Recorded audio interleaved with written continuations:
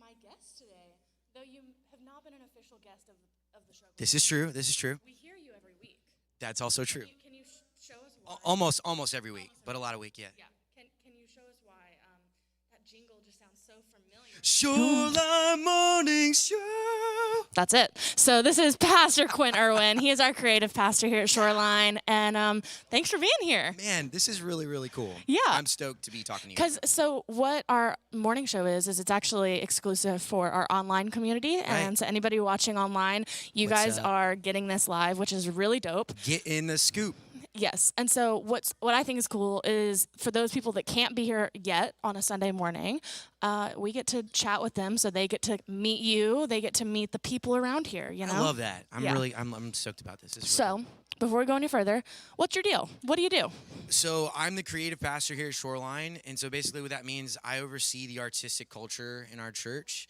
And one of my primary things I do is music and the songs we sing and stuff. So cool. So does that look like you just choose our songs weekly that we're singing at church, or are you writing them? Like, what does that look like? Well, it's a combination of both. I think when I first came in, it was curating the song list and what songs are going to best reflect our culture. What are the songs that God really wants us to sing?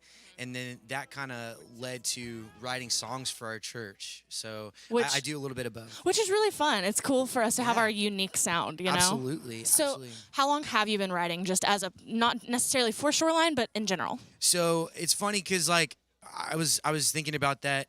As a kid, I was always putting words and melody together, but it was just kind of like a game, fun thing. And then I was probably a teenager when I got really serious, and I was just I want to write songs. So I've been writing since I was 14, 15. That's awesome. So back then, do you remember the name of your first song you ever completed or put out? Yeah, I. Or do you remember much about it? I remember that it was probably really silly or also really emotional. It was either way. It was either really funny. 14-year-old Quinn was just pouring his heart out.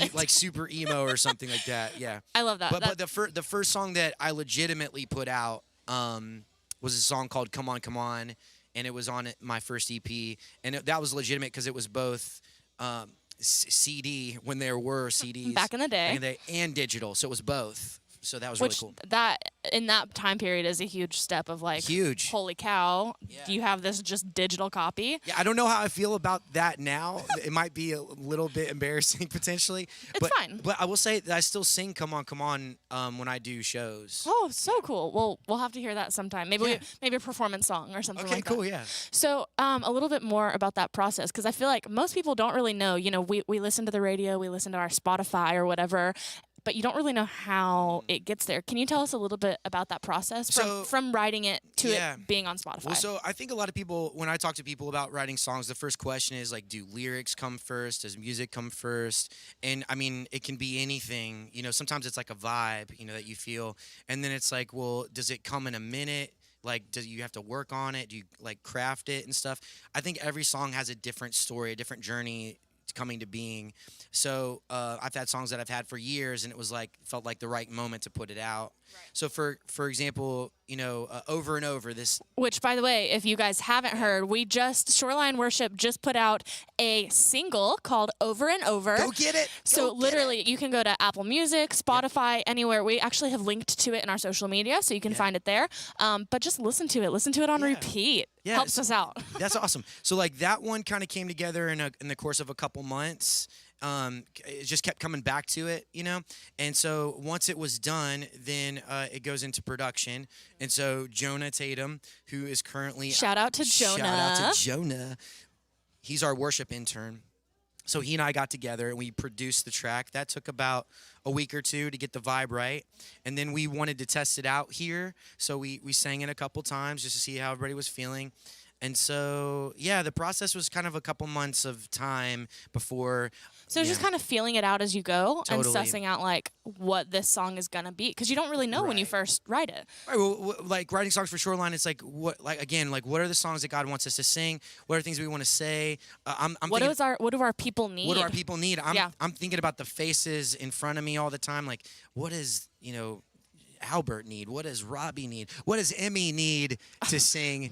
You know? I don't know. It's good that you write them because I don't know. Well, and that's the great thing too is there's a lot of other people that are starting to write songs for our church too. So there's going to be more voices, mixed in. It's going to be great. Yeah, on that, so I know there's probably a lot of people at home, kind of like you, where it's like, oh, just for fun, I'll write a little melody or some words, or even like poetry, and you're like, maybe this could be a song, but I don't know anything about music or whatever. I have two questions. So firstly, what is something that helps you stay inspired creatively? Because I know, at least for me, like when you're in a rut and you're like exhausted, the last thing I have on my mind is like writing. Right. So how do you stay inspired for that? Every conversation I have, I'm looking for, we're humans, and sometimes we put words together in really interesting ways. So I'm listening to the way people talk a lot. TV helps. Reading books helps. One tip and trick that I'll tell you is some of my best songs come from when I'm washing the dishes or mowing the lawn, because I'm doing something that's like really mundane. Really idle, and you just don't have to think about. And then all of a sudden, this idea shows up, and I'm like, I've got it. Yeah. Okay, so to jump on that, if there was one piece of advice you would give to songwriters or people who are like, I just want to give this a go, what would that one piece of advice be?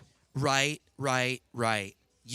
Songwriters write. You just keep writing. You keep writing, and sometimes you have to write what I call the crap off the top.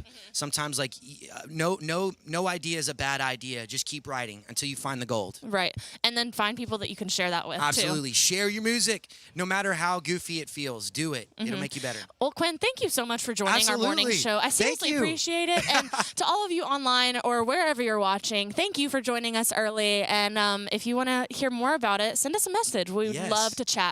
You guys enjoy the service, and we'll see you next time. See you guys. Bye, guys. Bye. Perfect.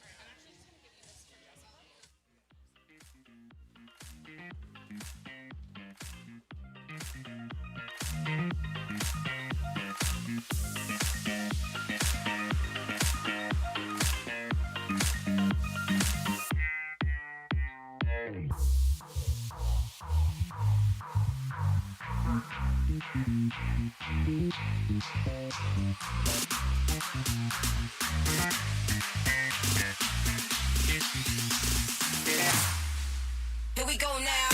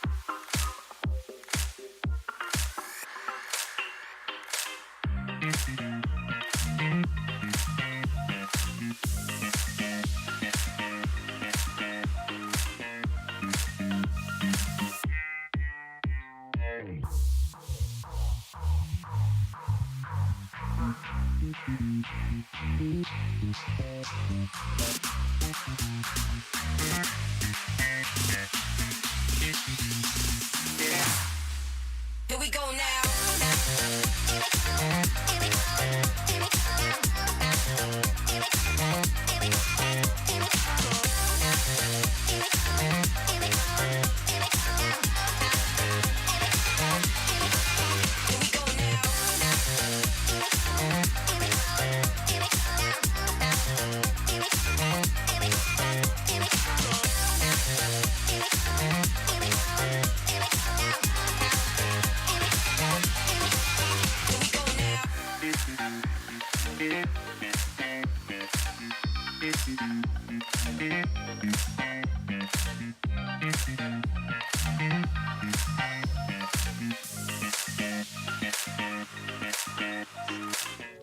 Hey guys, I'm Meg. Welcome to Shoreline Online. I'm so glad you're here. We hope that this is a place that you feel like you belong, because you do. Just a couple of things before we get started. I want to encourage you to light up the chat room. Let us know where you're joining us from. How amazing is it that we get to be the church all over the world? Yesterday was Surf Day. We have already heard so many stories from our local partners. Thank you, Shoreline, for being amazing, like always. Our own online community got in the action and took time to pray with the teams who were on the ground serving at the 4 locations in Destin and Fort Walton Beach. We look forward to loving our neighbor more in the coming months.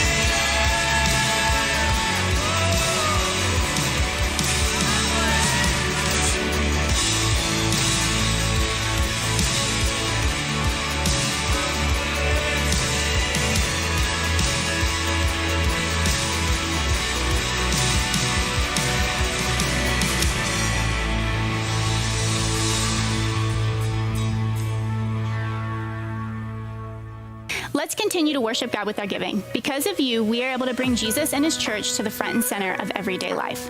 So thank you guys for being generous toward the true mission, people. Thank you to those who have already given online and for being faithful. You are making a difference in the lives of others. Anyone can give this morning. You'll see the ways to give on the screen. As we head into today's talk, you are welcome to share your takeaways, ask questions, and be a part of the conversation right here in the chat. Our online hosts are here for you, and we would love to meet you. Plus, why don't you stay for a minute afterwards and we can discuss the key questions? We'd love to hear your stories and set you up for a great week. We are in our series of conversations called Bridge Over Troubled Water. So enjoy this talk, and I'll be back. See ya! Guys, what a challenging and inspiring talk. Today, Shoreline wants to partner with you for the Love Your Neighbor Challenge. We're going to take the guesswork out of it and send you some cash. Yes, for real. Just fill out the form posted in the live chat and give us your Venmo info. The link is only active until 11 a.m. Central. And while the amount of each you receive may be different, they all hold the same potential and come with the same challenge to love your neighbor well. Whatever amount you receive, we're challenging you to match it dollar for dollar and invite God to show you how it can be used to meet needs around you. Then go into your community and love your neighbor with no strings attached. We know we are a part of a creative church, and we can't wait to see the unique ways you find to make a difference in the city we love. To share your stories, use the hashtag LoveYourNeighborChallenge or LYN Challenge. We are so excited for this, and we want to say thank you for being a part and finding ways to show irrational generosity to others. Don't forget to hang back in the comments and have a chat with us. Share this video for someone to join you next week, and have an amazing week. We love you. Around us and see division. Disagreements have turned to divide. Divide has turned to fear, and fear has turned to hate. Who shouts the loudest? And who hits the hardest? With racial tensions and political wars, people are looking for excuses to avoid rather than reasons to love. There has to be another way. There has to be a way to bridge the divide. In a world of chaos and slander, where does love fit? We propose it's the bridge over troubled water. Good morning. Hey guys. You were way quieter than I was. I didn't mean to yell at you. Chill I'm out. just excited. I'm pumped this morning. We're together. My name's Graham. I'm Robbie. And we are excited and honored to be with you this morning. So this is our third week in this. Wait, we're at online. We're at AJ's. Whoa, we're at whoa. Crab Island. Forgive me. We got to shout out all of you guys that are with us at all of our other locations. The online location. Yes. Yep. We really are glad you guys are with us, and think how cool this is that we have those 4 different locations. Yes. And it feels like, oh man, God's using each one in a unique way. So cool. Thanks for calling me out publicly for that. That's awesome. That's why I'm here. Whoa, muscles? Sorry about that. So this is our third week in our series. Can I talk about that now? Okay. In our series called Bridge Over Troubled Water. And full disclosure here, this is a series that I was excited about, and I realized it was necessary, but a little nervous about, I think. Yeah. Only because we thought, dude, let's get into some hot topics in society and culture today. And so that's always just kind of a little bit dicey. But we thought, if there's anywhere in the world that you should be able to talk about this stuff, For sure. it should be church, right? This should be kind of our safe place. And so this is our attempt to unapologetically kind of launch into these issues. And here's kind of what we've arrived at is we are never going to talk about every single circumstance because there's too many, right? Yeah, we can't keep up. Exactly. And if nothing happens, wait 12 hours. There'll be something new. So we can't cover every little thing. So instead, what we're going to do is we're going to attack our internal motive or our mindset and try to align that the best we can with how God responds the best us humans can. That way, instead of attacking every little thing, it's like, how should we be the healthiest as we attack these different things? So One of the questions that has gone throughout the whole series is, what does love require of us? Which is a beautiful question and a great filter that we have. And it sounds way easier than it is, right? Oh, yeah. I think it reminds me of a few weeks ago when you and Pastor Eric, during Clickbait, you guys talked about this idea of cognitive bias. And I think that is one of those things that keeps us from answering that question, what does love require of us? Or is that cognitive bias? And so remind us what cognitive bias is. Yeah, that's just the idea of we attribute a person's behavior to their character, right? Where something that they're doing, it's because of what's inside of them. We know their heart. Yeah. And it's usually stuff that they screw up, right? Absolutely. That we don't miss out on being able to label somebody based on what how they screwed up, right? But when it comes to us, when it comes to me, for example, I might I might screw up, but I have all these reasons why. Totally. Right? All these external environmental factors it's like that contribute. That guy was late because he's irresponsible and he's lazy. Completely. If I'm late, it's because I got 3 kids and they probably set fire to something. And I'm a pastor, so on my way here, I was late. I was helping somebody. Yeah, I'm actually a better person because I'm late. Wait, you're on time? Yeah. You're on Who time? are you ignoring in your life? Yeah, exactly. Exactly. And so when we think about cognitive bias, especially right now when you talk about with the climate that we're in, you can pick any hot topic out of the air you want, but that we do that. We run into that. I know all Republicans are heartless, right? I know, because that neighbor down the street, they have that. Yep, so I got them all figured out. We have them. We know what their heart says. I see that sign, whatever sign in their yard, I know who they are. Or Democrats are corrupt, right? Yep, every single one. All of that. We know deep down inside. But obviously, because I think we've all fallen into this idea of cognitive bias, or we've all actually probably victims of it, or, perpetrators of it. But I want to invite you to the idea of, like, if we are emotionally intelligent, if we're empathetic, if we're mature people, we actually probably won't fall for that. Dang, yeah. Even, when you're talking about that, I'm thinking for myself, when do I fall for that? And I do. Even though I'm thinking about it, I still fall for it. And when I fall for it, it's usually on social media. I see a meme or I see something that's got a trillion comments, and I find myself wanting to comment on that. And I realize the reason is because the people who create those memes or posts or whatever that get shared, even the videos, little clips of videos, they know how to find this core value that we have and really kind of tug at that, right? You felt that. And so the manipulation is that they actually use something that is good inside of us, like a value or something benevolent. And all of a sudden they take something that's good and they use it for us to hate another person. And I'm like, wait, how did I get here? This is supposed to be good. I know.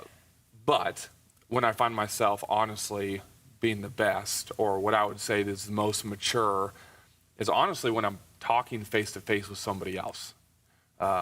It's when, like, there's this human element between us, right? And if you're sitting here and you're sharing your story with me, or your background, typically a blog post is not my filter for that. Yeah, it's so much easier. Yeah, it's that human element. But we all know this, even though we forget when we want to comment, is that underneath those social media posts, and honestly at the heart of even the news outlets, there are people who profit off of hysteria, and there are people who profit off of division. And we have to remember that for emotional maturity. So we've said before that we've admitted our ignorance in areas. Yes. We say that ignorance is not stupidity. Ignorance is just limited exposure to something, right? Usually ignorant statements are making large generalizations with a small sample size. Yeah. And so we've said before that we don't fight ignorance with knowledge, primarily because it's hard to find unbiased knowledge.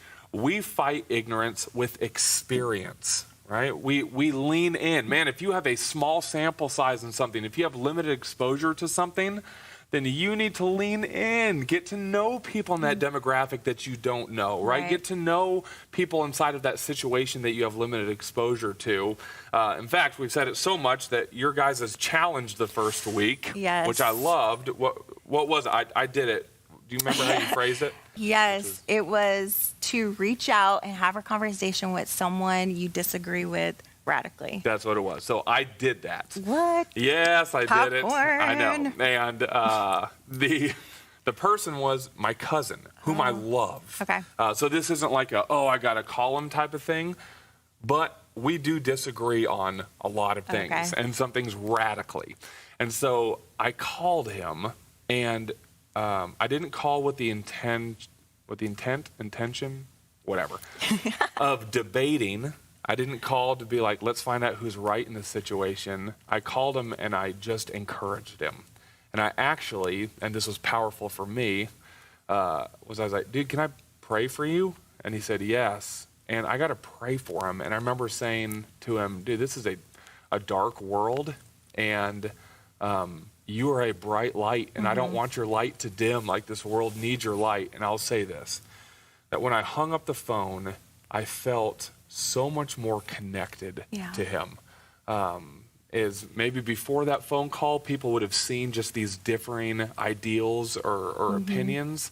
But in the middle of that phone call, it's like, we are two humans. And so here's what we say, is that when we lean in, we see that what divides us diminishes, and what unites us surfaces, right? Some of those things melt away a little bit, and we actually feel this binding humanity that's there. Yeah. What would we say last week? That you don't need sameness to have oneness, right? I felt that. Yeah. And you guys, with that idea of labels, right? When you consider labels, and you actually might subscribe to a certain label today where you might consider yourself a Jesus follower, or you might be at Crab Island, you just pulled up on your boat and you see this big screen, like, wait, what's going on? And you don't know much about Jesus at all. And then the rest are somewhere in there. Right. Regardless of that label or the labels that you might identify with today, just for today, and as we continue this important conversation, we just want to clear the air and throw on the table what Jesus desired his church to be like. Yep. That's what we want to focus on today. We Yep. don't want to look at necessarily what your church that you grew up with, how they were running it and what was happening or what went wrong there, or even how we get it wrong sometimes. Yeah. What is Jesus' intent? Yes. Yeah. How did he, first things first, how did he want That's his good. church to be run? And so Jesus, spoiler alert, he did not want his church to be Republican, Democrat, or any, whatever Kanye West is doing. He don't want his church to be like that. By the way, if Kanye West wins the presidency, are we going to get a national anthem that is just like banging? I don't know. I'm waiting for this album, but seriously, Jesus' church is made up of a mix of all of that, of all of us, and what makes this movement, what he came for, and what his desire was, what makes this so powerful is that, what makes this movement actually so powerful is that our, church was not primarily meant to be a political filter. We need to have that faith filter first. Yeah. It should come before our political filter. Yeah, what's the first lens that we're seeing the world through? Absolutely. Right? Yeah, Yes. the first lens has to be the faith filter. For sure. Yeah. And we do the world a huge disfavor when we don't subscribe to that, when we don't run church or be the church like Jesus called us to do.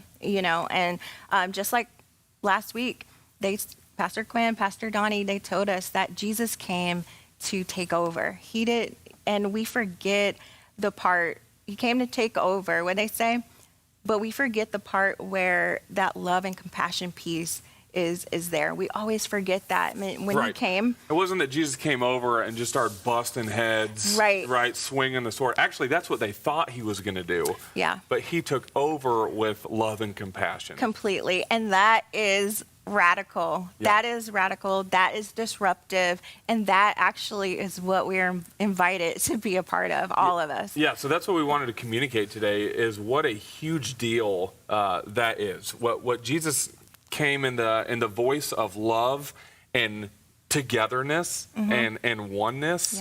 Yeah. Actually, we had this phrase that we love, that we said Jesus represented culturally disruptive unity. Yeah.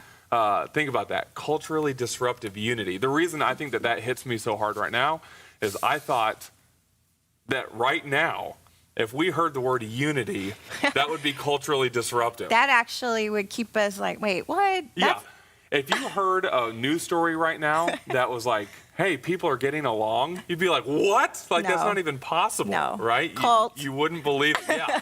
And so that's why it's culturally disruptive. That's why it's radical. And the model that we follow for this culturally disruptive unity is Jesus. And so we want to share this short story of how Jesus embodied this unity.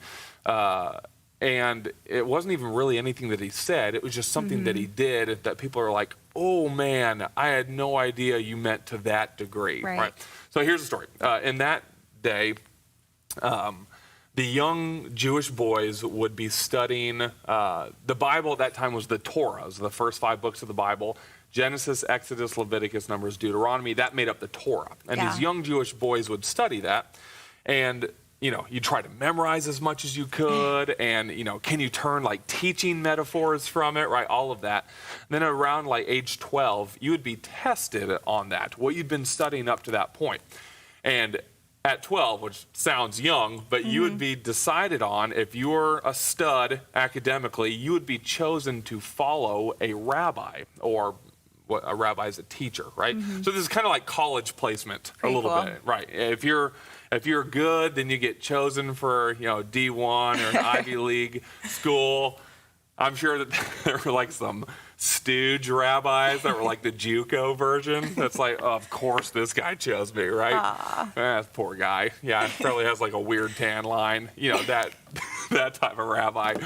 And anyway, so the rabbi at that time with the most buzz around him that everybody was looking to was Jesus. Jesus was a rabbi. He was a teacher and was the top. The way that he taught, the way that he spoke was different than anybody else. He spoke with authority. Yeah. He was actually making these radical claims at that time that he was the Son of God. And so, like, he was the top one. So everybody was so curious to see, who is Jesus going to choose as his representatives, as his disciples, right? I wonder if some of the boys, like, declined, where they're like, I'm holding out. Yeah, exactly. I'm holding out for Jesus. Thanks for everything, Reuben. But there's a chance that Jesus is going to choose me. Right, exactly.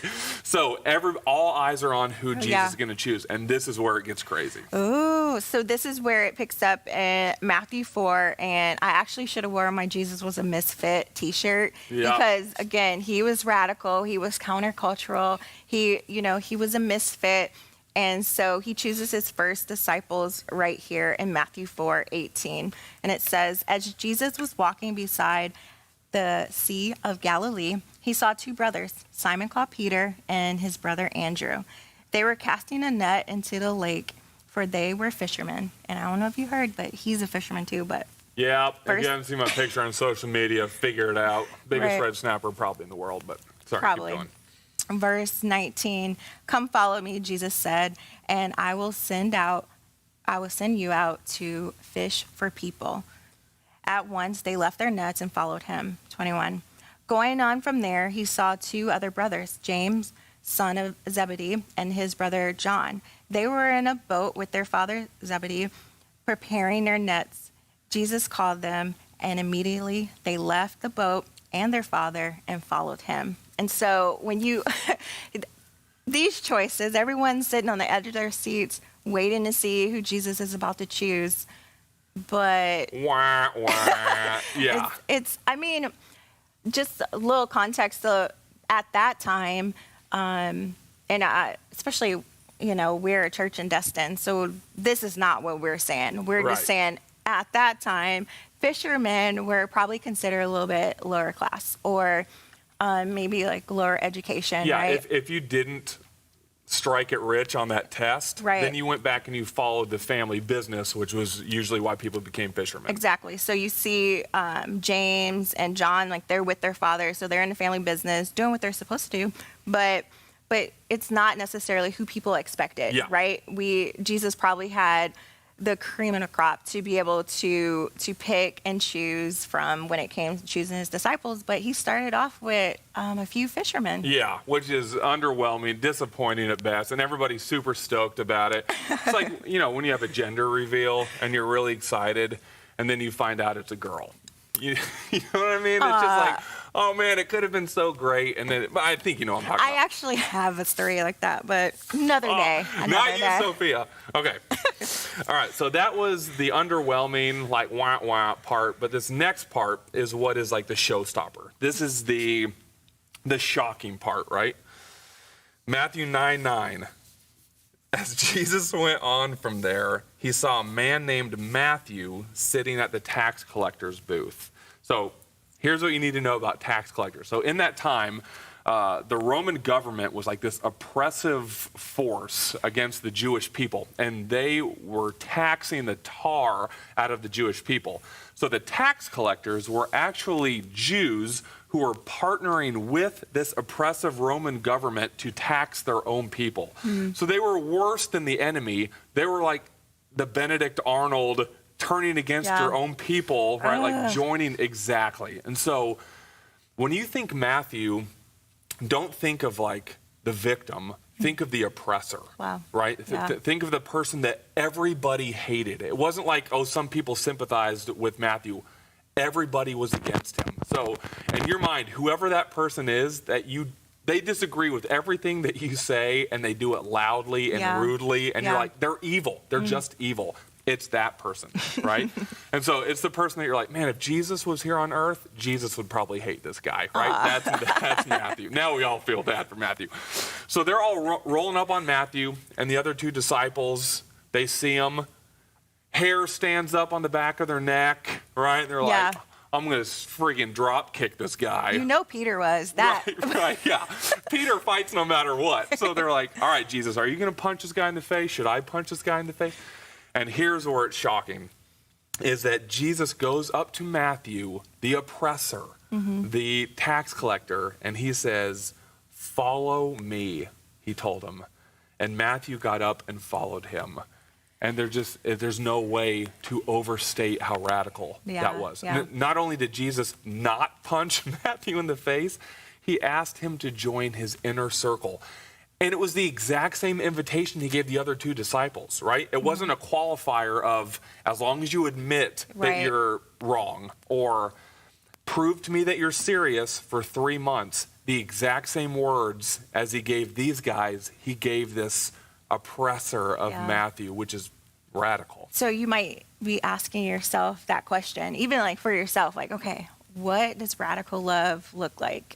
Really? What does that disruptive love look like? And honestly, like, Jesus was just the perfect example. Like, he led the way with that. What made his love so radical is that it was unconditional. Yep. It was unconditional. He reached across those lines and labels. Yeah, it was beyond logic. It was beyond what these boys, these young men deserved. It was beyond. It was beyond that, and I just love that picture of loving people, because sometimes it's hard. Sometimes it's just hard to love people. Yeah. But we want to disqualify people from love and say, well, here's why I can't. And he goes, I'm here to tear down those walls. Completely. So it had nothing to do with their preparation. It had nothing to do with their qualifications or their family or their background or anything like that. They had that same invitation that we actually talked about. We talked about this the last couple of weeks of this new commandment. These same disciples, Jesus told them in John 13, right before Jesus went to the cross, he told them, hey guys, I have a new commandment for you. Not this new suggestion, not a request, not a nice to have. Like, no, this is something that I want you to be a part of. Yeah. He said, love each other. Yeah, so John 13:34 says, so now I am giving you a new commandment. Love each other. Just as I have loved you, you should love each other. And what I love about this, what's radical about this, is that Jesus says, God says, I am simplifying your job. Yeah. Right?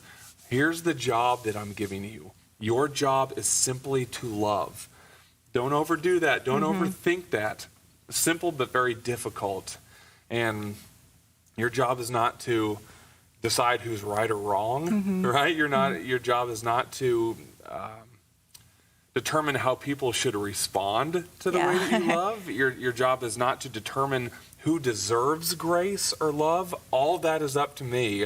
All I'm asking you to do is love. And when we say love there, here's what we're talking about. We're talking like the type of love where you look the person in the eye who disagrees with everything that you say. The person that you feel is evil, you look to that person and you love them. You respond with love. Or you look the person in the face who honestly wants to harm you, right? Who is against you, and you love that person.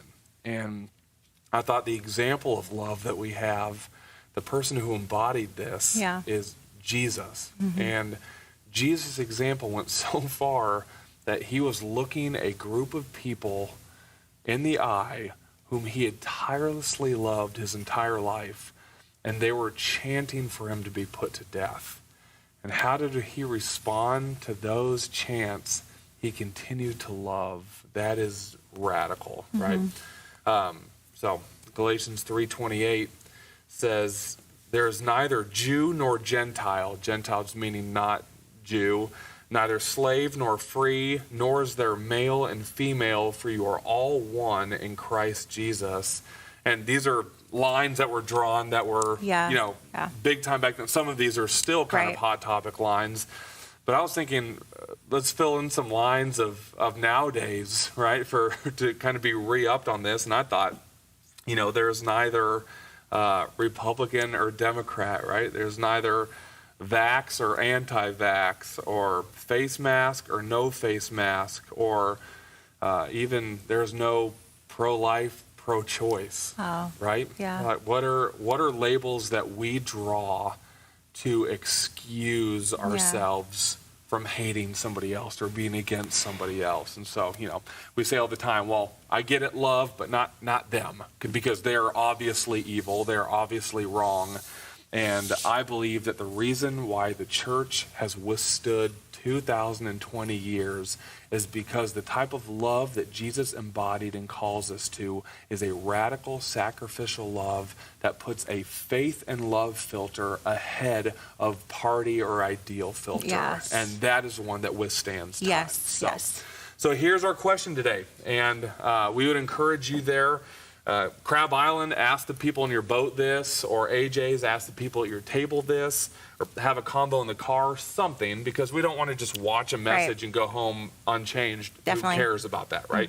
We want to get better. So no shame, no condemnation. This is our opportunity to highlight ways that we can grow in this love. So it's very simple, but it's how are you valuing people? How are you devaluing people? And there's going to be things that you do that are both. So it's not all in one camp, all in the other, but let's throw it out on the table. How are your thoughts valuing? How are your thoughts devaluing? How are your words valuing? And how are some of your words devaluing? So I thought Facebook posts or social media posts, right? Or comments. Are there ways that we are devaluing people? And finally, are our actions valuing or our actions devaluing? Recognizing this is not the be-all, end-all, but this is a first step in self-evaluation of how we can adhere to that radical love we're being called to. Definitely. And at Shoreline, we will want to be a part of that radical shift in our culture. And we want to partner with you. Yeah. This weekend, you might have heard already, we had Serve Day, and we had an amazing opportunity to go out and love beyond our home by going to 4 local locations, plus our online community, partner with us in prayer. And we want to continue that idea of love your neighbor, radical love, valuing others. Yep. We want to continue that with the Love Your Neighbor Challenge. Yes. Yes. Today, if you're watching live right now, our team is set and prepped, ready to give you guys some cash money. Yes, get some. Yeah. You're going to get some cash money today, and we want you to go out this week and take part in that Love Your Neighbor Challenge by look for opportunities to love someone, to love someone radically, to value someone. We don't know, the possibilities are incredibly endless with what you can do with this opportunity, but it is only one step. It's the first step, what we hope would be like a lifestyle for you. Exactly. We're not naive enough to think that $20 is going to change the world. Yeah. But the point is not the value or how much money you get. The point is simply once you have $20, now you're starting to look for needs around you. Completely. And that's we don't think it's naive to say that if we have a group of people inside the Tri-City who begin to shift the culture into a culture of love and looking to serve, that could change the world. I believe that. I believe it too, and we just cannot wait to hear your stories. We want you guys to hashtag Love Your Neighbor Challenge. We want you to tag us, let us know, take photos, tell us your stories, because we truly believe that this little church in Destin can be a part of being the church that Jesus desired from the very beginning. And so, I don't know. I love this opportunity. I do too. What an amazing series that we've been a part of. Yeah. Can I pray? Yeah. All right. Father, thank you for today. And to be totally honest, I feel like this has challenged me. That even just talking about this in the past half hour, I've recognized some of the labels that I've allowed to get ahead of your call to love. Yeah. And so, starting with me, I just want to change that motive and mentality and to take a step into meeting the needs around me and loving first, because that is what your church is all about. That is what you are all about. You came down to tear down walls, and we get to be your extension of love and grace here on earth. And so what a beautiful challenge you gave to us and what we get to do. So we love you. We are learning to trust you more every day. In your precious name, amen. Amen. Amen. Yeah. Well, hope you guys have a great week. We'll see you here next week. Bye, guys.